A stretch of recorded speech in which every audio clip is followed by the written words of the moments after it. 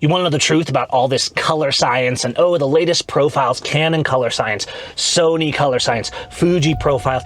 Do you want to know the truth? It is mostly just a scam. Every time I do these videos, I'm like, Gavin, this is an important topic. You really have a lot of experience on it. You have to do really high production quality because otherwise people won't want to watch it. And then I do high production quality and no one wants to watch it anyway because they just want to watch photos about new gear that they can spend their money on, which I completely get, by the way, but that's also a lie.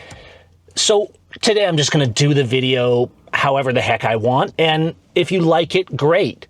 Like it. Now listen, before some Fuji or Canon fanboy gets their panties all wound up like a giant rubber band, it's not that color science is bad, it's that you don't actually need to decide your color science based on the camera you buy. You can get that color look on anything. I look so stupid right now, but what am I gonna do? People like me don't have camera crews. Hey, what's this guy doing? It seems like he's having fun. Ooh, let's go down here on the river to do the video. Because on the camera, you're not gonna know that it's a smelly, polluted waterway covered with litter. Oh, guess I shouldn't have said that. But you know what? The disgusting and disappointing truth is that your clients, they don't care about your color science, your latest high dynamic range sensor, or your quantum processed autofocus. Is that a thing yet? Because if it's not, it will be soon. We need to know how to work with our color and be creative and understand shadow and light. That's what our clients expect of us. And that is what I want to show you today.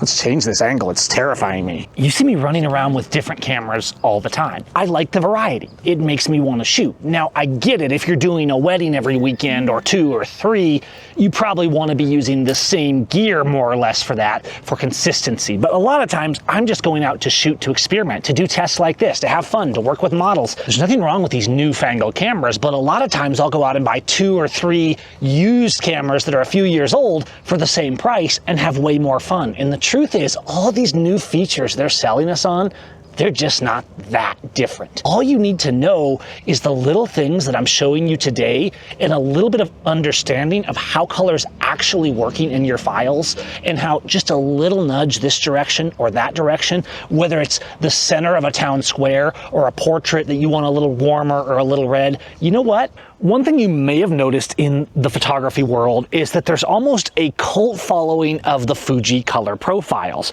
And I was in a Facebook group recently and people were saying, oh, is there a way I can do this as a preset to put on like a Nikon file? And of course there is. I've made, for example, the classic negative look as a preset and a style for free on my site for years because I've always been of the opinion that this idea that you have to buy a new camera just to get what is essentially a new preset baked into a JPEG, well, that shouldn't be happening. I've also made things like classic chrome, things like that, along with my other recipes that I'm always testing. I'll put some links in the comments. But what I think is interesting is how much emphasis Canon has great portrait color, or Fuji has great profiles, and I'm going to show you how easy color can be in today's video, and I'm going to give you 3 tips for really taking control of your color, regardless of what profile or look that you're going for. Here we have sunset, right? The sun's setting on this view, and it looks really cool, and you kind of can move around, and you can put the sun behind the trees and do all these things, but at sunset, we get this really glowy magic hour look, right? Okay, magic hour is great, but what happens at magic hour? Well, the light tends to be warm, it tends to be low, so there's long shadows, and we can like move people in and out of shadows, but then you hear people saying, well, Canon color's better, Nikon color's better. Almost no one says Sony color's better, but their cameras are really good. A lot of people are obsessed with the Fuji colors. Oh, I love how this Fuji profile renders greens, all this kind of stuff. So we have all these little variables. Every camera sensor sees color a little bit differently, right? So some are more green, some are more red, some are more warm, if you're talking portraits, things like that. And people get obsessed over these nuances, but the truth is that you can take these nuances in post, and oftentimes the only difference between maybe a Canon sensor and a Sony sensor is a little bit of color calibration in the calibration settings, or a slight difference in white balance adjustment. See, the color changes in a scene. It changes as your white balance changes. It changes whether you're cloudy or overcast or sunlight. It's a completely different feel if the sun is shining on me from the front versus the sun is backlighting me from behind and I'm getting more reflected light from here. All of these things can be both good and bad. So you can take a Fuji, a Sony, an Olympus, a Canon, a Nikon, and each one of those is going to produce slightly different color profiles. But what do you do when you actually want a certain look? Can you get the classic negative or the classic chrome look on any camera? Or can you say, well, you know, my Canon, I like the way the skin tones are. Can you get that on your Nikon? Of course you can, because ultimately these are just subtle nuances that are making the difference. The color nuance isn't just about the profile you set in camera or the brand of camera you use. Look at the way the color is on my face from this direction where the sun's setting over there and we have more luminance value than if I flip around.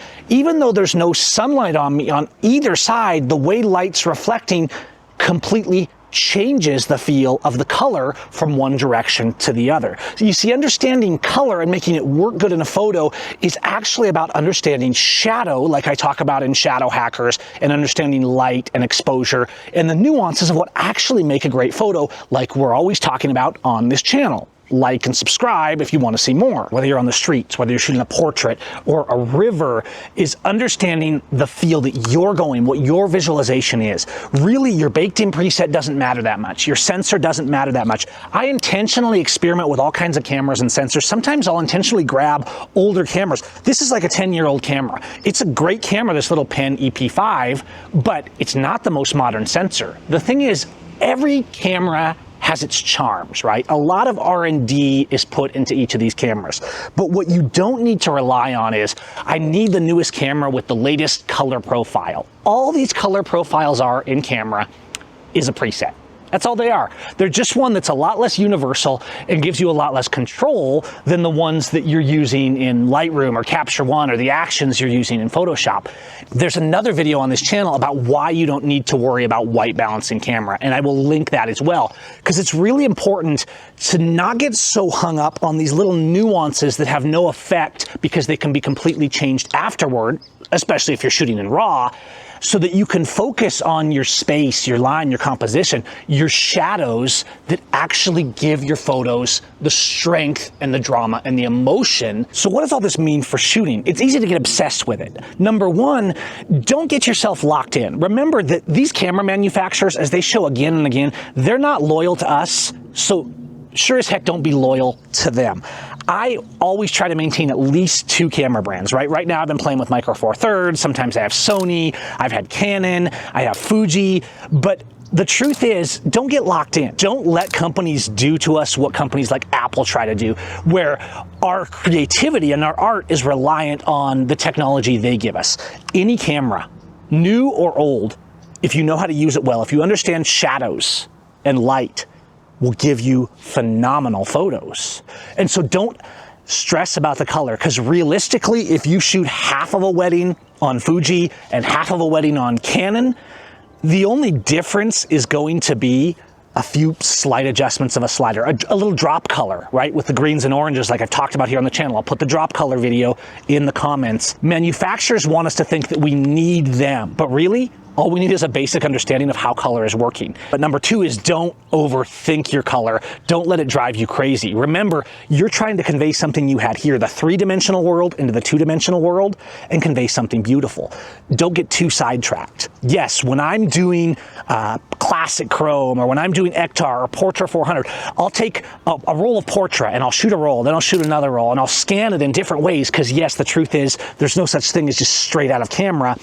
Even in the film days, the tech you had developing that day, the warmth of the chemicals, the lot of the film, there would be slight differences between these. If you send a film and you scan it at 5 different labs, every one is going to look completely different. When I make film presets, I do try to make them really accurate, but it's not so much about a scientific color chart like a lot of people think it is. So if I say, hey, I'm going to take, I got a Sony file here and a Fuji file here and an Olympus file here, I want Portra 400 on all of them, it's going to work. Just adjust the sliders a little bit.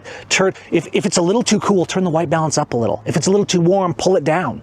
A lot of people think, oh, we have to make calibration presets and all this stuff. And if you really want to get nerdy in Lightroom, for example, example. Sure, you can make import calibration presets so that your file from your Sony A7 matched your file from your Nikon and your Canon. And if you want to tinker with that, you could make like these baselines so you had a neutral baseline in all your files. And then you have good tools, right? If I go in with a Portra preset, Portra 400 is one of my favorite presets because it's so versatile, just like the film is so versatile, and why it's one of the most popular films still. If you're editing and you need to do a batch of photos and you're like, oh, all these seem a little more red than my batch taken on the Canon, just adjust the hue of your reds or your oranges to get those skin tones the same and paste it to everything. It's really that easy. Okay, so it's right about sunset. I'm down in the central garden of Tequisquiapan, Mexico, and it's always cool down here at sunset because we have the light hitting the church. Now, what do I have? I have an Olympus EM5 Mark III with a 25, so a 50 equivalent, and I also have an X100V, also with a 50 equivalent, both with a 50 mil equivalent. I'm gonna use the same settings. So I'm gonna take a photo on the Fuji, and I'm gonna take the same photo on the Olympus. Both have perfectly good color science. I don't have a Sony and a Nikon and all those with me today, but what I do have is the ability to edit my color.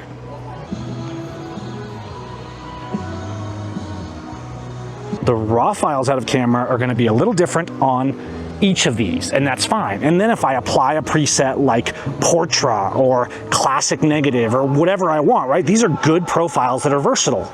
But even though there might be slight differences, look how I can make them almost the same by just some slight adjustments of white balance. And if I really want to get serious, I can get more like I do when I'm making presets and go down to the RGB section of the curves.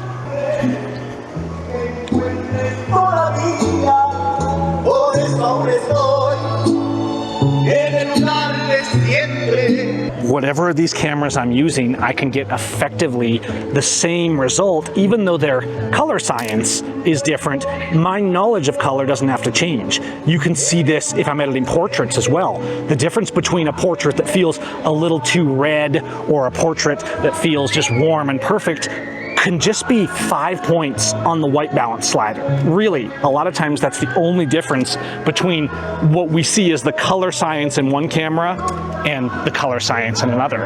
It was the same with film. If you shoot Ektar, you're gonna get more reds that you have to be a little more specific with if you're shooting a portrait, let's say. But if you shoot Portra 400, well, it's super universal. It's gonna work perfectly almost every time. Don't get relying on proprietary cameras or you need to be stuck on a brand, because once you open up and don't feel locked into any particular camera or brand or buying the newest gear, it's actually really good for your creativity, and you're gonna discover a lot of new things because you don't feel bound to any one particular look or camera anymore. So that's all I have today. Color science being this big deal that you have to choose your camera around and all this stuff, it's a lie. You can get good color science in any photo, in pretty much any sensor, old or new, any brand of camera. You just have to know how to nudge it. And once you know how to nudge things, well, your photos get better all the way around. All right, guys, we'll see you next time. Peace.